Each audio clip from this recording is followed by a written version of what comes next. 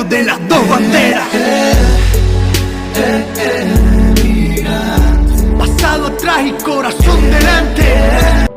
En las paradisíacas Antillas del Mar Caribe se encuentra una hermosa isla de múltiples colores, playas de ensueño y campos fértiles, llena de gentes trabajadoras y alegres que han sido testigos de victorias y tragedias en los vaivenes de la historia y el poder. Antes de la famosa revolución con la que Fidel Castro proclamó el Estado socialista, la isla de Cuba tuvo como protagonista y hombre fuerte durante más de 2 décadas al coronel Fulgencio Batista. Batista encabezó un periodo de desarrollo económico y social en la isla, en el que Cuba surgía como una de las naciones más prósperas y visitadas de la región. Fue también un periodo de intrigas, corrupción y mafias en un país que nunca logró independizarse plenamente. Contrario a la mitología oficial, aunque Batista fue apoyado por la potencia norteamericana, luego los mismos Estados Unidos serían un factor clave en la ayuda a los guerrilleros revolucionarios y en las conjuras que terminaron por derrocarlo y sellar el triunfo de la Revolución cubana. Hoy vamos a conocer esta historia cada día más desdibujada por el tiempo. Fulgencio Batista nace registrado como Rubén Saldívar en Veguita en enero de 1901, en la actual provincia de Holguín, en la isla de Cuba, como hijo mayor de una familia católica de condición muy humilde y muy austera. En su familia había antepasados españoles, amerindios, negros e incluso chinos, razón por la cual llegó a recibir el apodo del indio o el mexicano. Su padre fue un soldado del Ejército Libertador de Cuba que luchaba para independizarse del reino español, un mambí como solían ser llamados estos guerrilleros independentistas. Fulgencio se cría a pocos kilómetros de una importante plantación de la caudalada familia Castro, donde 20 años después nacería un niño al que llamarían Fidel. Desde los 8 años, Fulgencio tuvo que trabajar en diversos oficios para ayudar a sus hermanos, como cortador de caña de azúcar o aprendiz de sastre.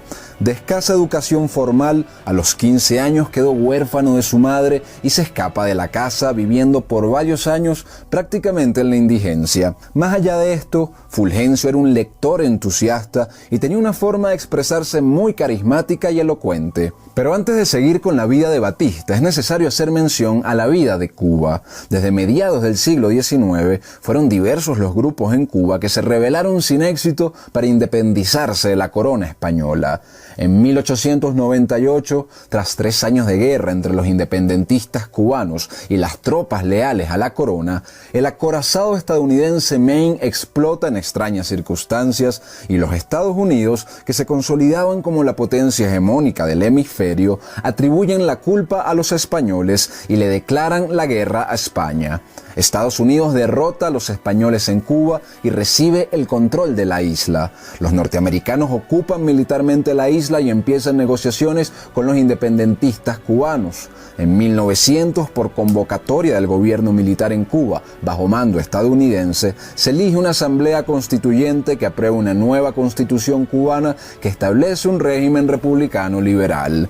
Pero antes de dar independencia a los cubanos y abandonar militarmente la isla, Estados Unidos se encarga de garantizar ventajas comerciales y arancelarias para sus productores, se hace con el 70% de la producción azucarera, se apropia de enormes cantidades de tierra que son vendidas a empresas estadounidenses y favorece sus inversiones en el sector ferrocarril y en la explotación minera. Del mismo modo, hace que se adhieran diversas enmiendas a la nueva Constitución cubana contra la oposición de los delegados cubanos, como la famosa Enmienda Platt, que daba a Estados Unidos derecho explícito y constitucional de intervenir en la isla cuando lo considerara necesario y además restringía la política exterior de Cuba. Finalmente, el 20 de mayo de 1902 se proclama la República de Cuba, con soberanía limitada bajo la vigilancia estadounidense. El nacimiento de Batista coincide casi con el nacimiento de esta joven república, que no exenta de conflictividad política y nuevas intervenciones estadounidenses. En las siguientes décadas la isla experimenta un desarrollo económico y social significativo, con movimientos y presidentes que hacían lo posible para ganarle más soberanía a la isla. En esta realidad crece Batista, que a la edad de 20 años, en 1921, toma una decisión que impactaría no solo su vida, sino la de toda la isla caribeña. compra un boleto hacia La Habana y se une al ejército de la República de Cuba en 1921. Para 1923 se entra a la Guardia Rural y con su actitud laboriosa y obediente, eventualmente alcanzaría el grado de sargento taquígrafo del Estado Mayor del Ejército, desde donde iría ganando protagonismo y adeptos dentro de las Fuerzas Armadas y estableciendo amistades con los militares de alto nivel. Su carrera militar la alternó con el estudio del periodismo y eventualmente también se dedicaría por un tiempo a la docencia. Desde los años 20 y 30 proliferaban en Cuba grupos nacionalistas, socialistas y revolucionarios que enarbolaban banderas de transformación y de una nueva constitución para Cuba. Batista se va haciendo afín a estos grupos. Mientras el presidente de Cuba, Gerardo Machado, reforma la constitución para reelegirse, pero es derrocado en 1933, instalándose un presidente provisional. Con inteligencia y carisma, Batista había logrado ganarse el liderazgo de un grupo de militares que junto con otros sectores políticos firman un manifiesto que exigía elaborar una nueva constitución que sustituyera la de 1901, donde estaba plasmada constitucionalmente la polémica enmienda Platt, entre otros elementos a los que se oponían sectores cubanos. Tras deliberaciones e intrigas, se produce en septiembre del mismo año, 1933, la llamada Revolución de los Sargentos, que contaba con Batista como uno de sus principales líderes y con el apoyo de otros sectores de la sociedad civil. Se forma una junta de gobierno de 5 miembros que fue llamada la Pentarquía y presidida por el prominente civil Ramón Grau San Martín. Frente a la necesidad de estabilizar la situación de las Fuerzas Armadas, uno de los miembros de la Pentarquía, llamado Sergio Carbó, resuelve ascender de sargento a coronel al hombre al que de facto respondían miles de soldados del ejército, a Fulgencio Batista. Se reparten otros ascensos y Batista es nombrado como jefe del ejército de Cuba. Con esto, Batista se consolida como hombre fuerte de la Fuerza Armada, desde donde se consolidaría a futuro como el hombre fuerte de toda la isla. En paralelo a todo esto, se había desarrollado un foco de oficiales militares que desconocían al nuevo gobierno y rechazaban la revolución del 33, apoyados además por el embajador de Estados Unidos que se oponía a la revolución de Ramón Grau y Batista. Sin embargo, Batista y Grau terminan aplastando a los sublevados en octubre de ese mismo año en el combate del Hotel Nacional. De esta forma se estabilizaba militarmente el país. Iniciaba en 1934 un nuevo periodo político en Cuba con Batista como jefe del ejército. Políticamente eran tiempos vigorosos y convulsos. Batista tenía la tarea de garantizar el orden público y no le tembló la mano para reprimir a numerosas organizaciones sindicales, socialistas y comunistas que hacían vida en el país. Varios presidentes provisionales fueron y vinieron entre 1934 y 1940, según se dice, bajo el control desde la sombra de Batista, quien astutamente desarrolló una buena relación con el embajador de Estados Unidos. Dentro de este marco así, Cuba siguió experimentando un desarrollo socioeconómico considerable, no exento de problemas como la gran dependencia a la industria azucarera o la monopolización de algunos sectores en pocas compañías estadounidenses. Como jefe del ejército, Batista inaugura en cada provincia los llamados Centros Superiores Tecnológicos y los llamados Institutos Cívico-Militar, diseñados especialmente para educar a jóvenes de escasos recursos de la isla. Para 1940, siendo Batista uno de sus principales promotores, se crea una asamblea constituyente, lo que era una bandera histórica para la isla con participación de diversos y respetados sectores de la política cubana, desde republicanos hasta comunistas. En junio se aprueba la nueva constitución, que fue catalogada como la más progresista del continente para la época. Se instalaba así el sufragio universal dentro de un nuevo modelo parlamentario, se creaba una red de seguridad social y de servicios públicos y un Estado benefactor para los más desfavorecidos. Para 1940 dimite el presidente Federico Laredo Bru y Batista ve la oportunidad de ya no ser el poder militar tras bastidores, sino de alcanzar la presidencia de la República. Después de muchos años de amasar una red de seguidores y de amistades en la alta política, Batista renuncia como jefe del ejército y se presenta como candidato de la llamada Coalición Socialista Democrática, que agrupaba a agrupaciones liberales, nacionalistas, sindicalistas y comunistas. Es aquí cuando modifica su nombre a Fulgencio Batista, pues en su nacimiento el padre le había negado al niño ponerle el apellido Batista. De esta forma, Batista resulta electo como nuevo presidente constitucional de Cuba, inaugurando su mandato el 10 de octubre de 1940 como el primer presidente de la nueva constitución recién aprobada. Durante el primer mandato de Batista, Cuba vivió importantes mejoras en materia económica y social y su figura recibió un gran respaldo popular, a la par que se fortalecía la institucionalidad del joven país. Las exportaciones subieron considerablemente, alcanzando los 450 millones de dólares en 1944, mientras el gobierno construía nuevas carreteras y escuelas e invertía en la mecanización agrícola y en el inicio de una industria ligera significativa para la isla. Distinto a la narrativa oficial de la actual Cuba, desde entonces ya existía educación pública y servicios públicos en la isla e instituciones crediticias para las clases bajas. Es cierto que gran parte de la población vivía de forma muy austera y frugal, como se caracterizaba la vida en el campo en aquel entonces, pero bajo condiciones materiales que iban mejorando gradualmente, como ocurría en todos los países que se iban insertando en la modernidad del siglo XX. A su vez, durante este primer gobierno de Batista, tal como lo hizo todo el hemisferio americano, Cuba, como aliado de los Estados Unidos, le declara en 1941 la guerra a Alemania, Italia y Japón. Igualmente, en 1942, Batista establece alianzas diplomáticas con la Unión Soviética, que era parte del bloque aliado.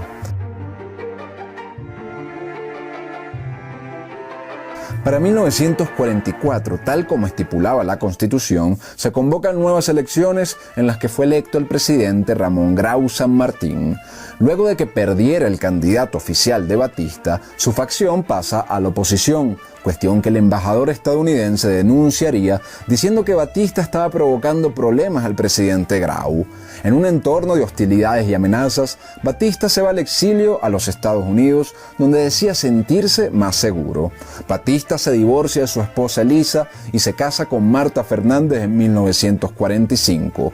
Allí, en Estados Unidos, nacerían 2 de sus 4 hijos. Luego de la partida de Fulgencio en 1944, le siguieron 2 periodos presidenciales en Cuba, de los que surgieron denuncias de corrupción y especialmente de ineficiencia e ineficacia en la conducción del Estado. Es importante tener en cuenta que durante estas décadas Cuba tuvo 2 partidos políticos predominantes: el Partido Revolucionario Auténtico, liderado por Ramón Grau San Martín, y el Partido Ortodoxo, liderado por Eduardo Chivas, ambos partidos de corte izquierdista, antiimperialista y nacionalista. En las juventudes del Partido Ortodoxo hacía vida un joven estudiante de Derecho llamado Fidel Castro, que había iniciado su carrera política desde el mundo de la política estudiantil en la Universidad de La Habana. Durante estos años de exilio estadounidense, Batista siguió conectado a la política cubana y en 1948 es electo al Senado de Cuba, pero de forma ausente. Todavía no volvería al país. Con permiso del presidente cubano, en 1949 se funda el Partido de Acción Unitaria, con Batista como su cara pública. Un partido que reunía elementos liberales y conservadores, pero alejándose de las tendencias socialistas que habían caracterizado la primera coalición de gobierno de Batista. Esto en el marco del periodo de máxima tensión de la Guerra Fría y la alineación de los gobiernos del hemisferio americano con la política exterior de Estados Unidos. Para 1951, Batista es autorizado para volver a la isla y empieza a hacer vida pública nuevamente con su partido, al cual le cambia el nombre a Partido de Acción Progresista, para postularse nuevamente a la presidencia de Cuba. En estas venideras elecciones, el triunfo del Partido Ortodoxo cubano parecía inminente, y las encuestas ubicaban a Batista en el 3er puesto, pero Fulgencio seguía teniendo el respaldo del Ejército Nacional y de diversos grupos políticos y sindicales. Frente a un un panorama de conflictividad política ante una posible derrota e instigado por su círculo de aliados, que veían en los dos partidos políticos principales una hegemonía infracturable, Batista encabeza un nuevo golpe de Estado 4 meses antes de las elecciones, tomando el poder el 10 de marzo de 1952. En el golpe no se derramó ni una sola gota de sangre y las protestas fueron escasas mientras otros aplaudían. Batista depone al presidente en ejercicio, Carlos Prío Socarrás, cancela las elecciones que estaban a 4 meses de realizarse y es proclamado como presidente provisional hasta que se realicen nuevos comicios. En su regreso al poder como presidente provisional, Batista crea un Consejo de Ministros que sustituye a los poderes legislativos y constitucionales. Su gobierno recibe el reconocimiento de los Estados Unidos, así como el apoyo de sectores cubanos liberales, conservadores, sindicales y de grupos terratenientes. Aunque tuvo una relación en algunos momentos tensas con el gobierno estadounidense, igualmente recibe apoyo financiero, logístico y militar bajo los gobiernos de Truman y de Eisenhower. Sin embargo, como veremos más adelante, contrario a lo difundido por la historia convencional, los mismos Estados Unidos luego le darían la espalda para apoyar a los revolucionarios cubanos. Regresando al 26 de julio de 1953, un año después del golpe de Batista, un grupo de revolucionarios, muchos provenientes de la juventud del Partido Ortodoxo, liderados por Fidel Castro, que se habían convencido de que la lucha armada era la única posible contra el gobierno de Batista, realizan el famoso asalto al cuartel Moncada, un cuartel militar ubicado en Santiago de Cuba, asaltando ese y 2 cuarteles más. Las fuerzas militares del gobierno sofocan la rebelión sin mayor problema, aunque sufren varias muertes. A los subversivos se les perdona la vida cuando son capturados y encarcelados, mientras que otros logran huir del país. Batista decreta el estado de excepción, suspende las garantías constitucionales y establece unos estatutos constitucionales que ponen en suspensión a la Constitución del 40. Fidel Castro se hace una celebridad pública tras el asalto. Es sentenciado a 15 años de cárcel, pero 2 años después, en 1955, recibe una amnistía del presidente Batista. Al ser liberado, Castro funda el Movimiento 26 de Julio, una agrupación para la lucha armada con núcleo marxista que fue reuniendo distintos movimientos revolucionarios de diversas tendencias ideológicas, pero que tenían en común la meta de derrocar a Fulgencio. Ese mismo año, Fidel Castro se va al exilio en Estados Unidos a buscar apoyo, recursos y armas para su causa. Es importante tener en cuenta que la Cuba de los años 40 y los años 50 era un país relativamente próspero en contraste con el promedio hispanoamericano. Su PIB per cápita en la década de los 50 era igual al de Italia y el país era centro de importantes proyectos de infraestructura y de desarrollo para el momento. Durante el segundo gobierno de Batista, la economía cubana mantuvo un crecimiento lento pero sostenido. Batista se encarga de proteger los derechos de propiedad y el buen funcionamiento de la industria estadounidense y el comercio cubano.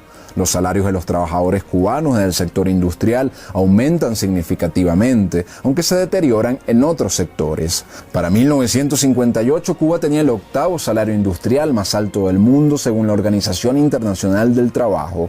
En este periodo también se construyeron numerosas infraestructuras como la autopista Habana-Varadero, líneas ferroviarias, ampliación del aeropuerto Rancho Boyeros y el túnel bajo la bahía de La Habana. En varias ocasiones Batista rechazó el personalismo y pidió que se retiraran cuadros suyos que se habían colgado en edificios importantes.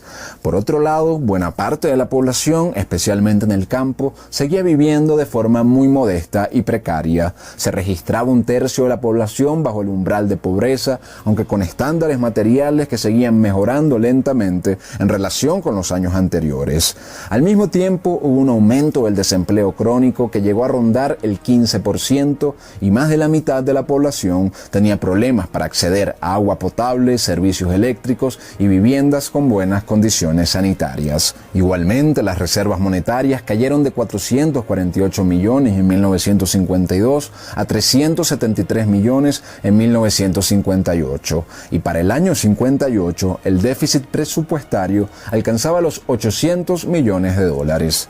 La economía cubana era muy dependiente del azúcar, por lo que en un intento de diversificar la economía, Batista en su gobierno promueve el turismo logrando muy buenos resultados, aunque intensificando la ya antigua tendencia de La Habana de servir como un enclave para negocios de empresarios y miembros de la mafia estadounidense que con varios incentivos fiscales invirtieron mucho dinero en el negocio de las discotecas, los hoteles, la prostitución, los casinos y la droga en La Habana, fungiendo como una suerte de paraíso de vicios para los extranjeros turistas.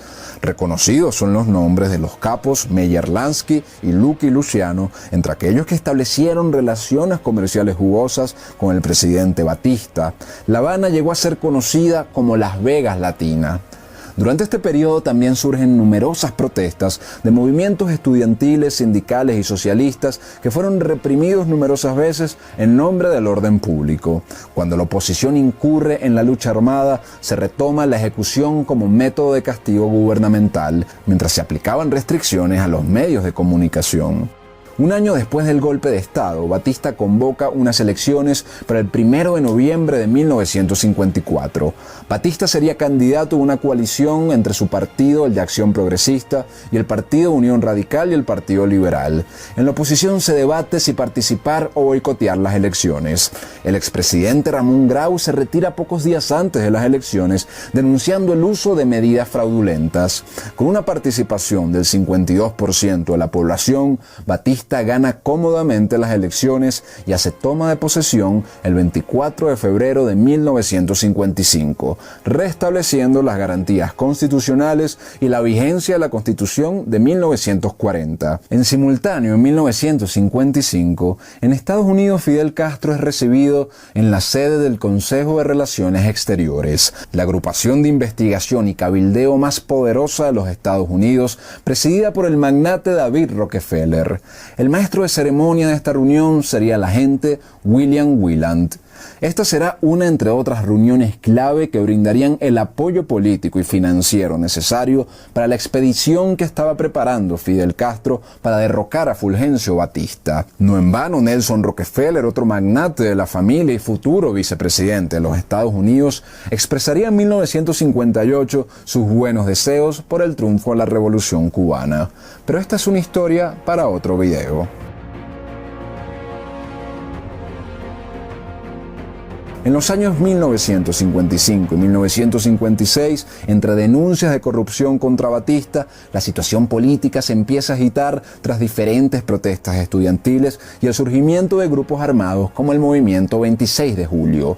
La Universidad de La Habana era el principal foco de los movimientos socialistas y de otras tendencias revolucionarias que se oponían a Batista, además de albergar organizaciones armadas en su seno, por lo que la universidad fue cerrada el 30 de noviembre de 1956. En abril de 1956, el militar Ramón Barquín, que había vuelto a Cuba por solicitud del mismo Batista, lleva adelante un intento de golpe de Estado, pero fracasa por filtración de la información. Por su parte, Fidel Castro, con el financiamiento recibido en Estados Unidos y por otros actores cubanos en México, en diciembre de 1956 regresa a Cuba con 82 miembros armados para invadir la isla en coordinación con otros elementos revolucionarios internos. Pero el desembarco fracasa y los pocos sobrevivientes, entre ellos Ernesto Che Guevara y Raúl Castro, se retiran a la Sierra Maestra, donde empiezan a reclutar nuevos combatientes e inician una guerra de guerrillas contra Batista con Fidel Castro como comandante jefe. En el arsenal de la guerrilla había armas de procedencia estadounidense. A su vez, para marzo de 1957, otro grupo de revolucionarios armados intenta tomar la emisora Radio Reloj y el Palacio Presidencial para acabar con la vida de Batista. Las pocas fuerzas militares presentes en el lugar logran defender el palacio lo suficiente para que Batista escapara con vida. Días después, cientos de miles de personas salen a manifestar su respaldo al presidente Batista.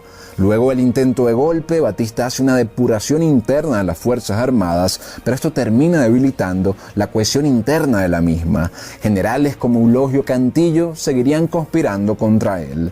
En medio de esto entra en escena el periodista Heber Matthews, quien sería luego director de Asuntos Latinoamericanos del Consejo de Relaciones Exteriores de los Estados Unidos. Heber Matthews, en pleno conflicto, logra hacerle una entrevista en la isla a Fidel Castro, entrevista que es publicada por el prestigioso New York Times, medio también asociado a prominentes grupos banqueros estadounidenses. Las imágenes y la entrevista dan la vuelta al mundo, presentan a Fidel y a sus guerrilleros dentro de una narrativa romántica de David contra Goliat, de los luchadores que buscaban la democracia y la justicia social contra una dictadura tiránica, militar y opresora.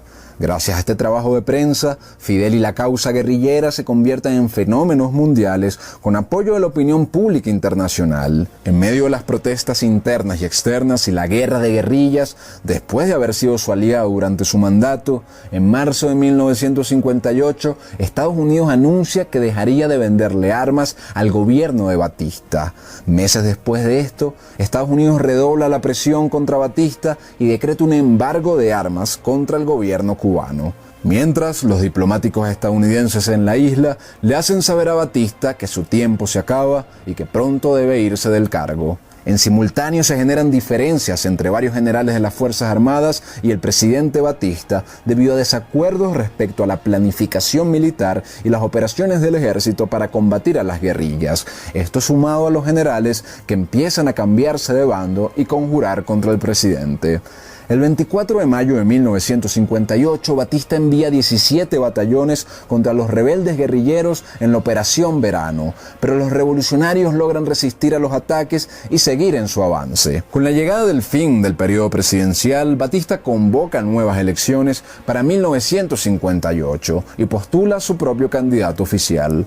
Ramón Grau, al igual que hizo en 1954, se retira de las mismas denunciando fraude. Las elecciones se realizan en noviembre de 1958 y resulta electo Andrés Rivero Agüero, el candidato de Batista. El gobierno venezolano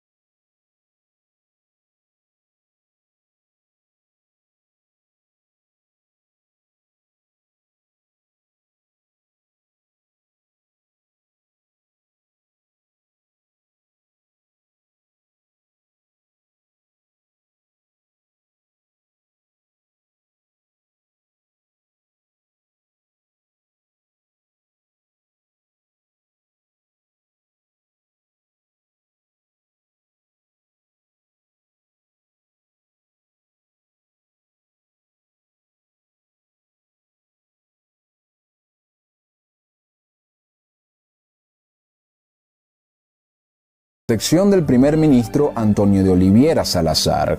Y por último, se termina asentando en la España del generalísimo Francisco Franco, aun cuando en los años 40 Batista se había expresado de forma bastante despectiva de él. Allá en España siguió manteniendo estrecho contacto con las fuerzas anticastristas, aunque sin éxito alguno para sus planes de recuperar la isla.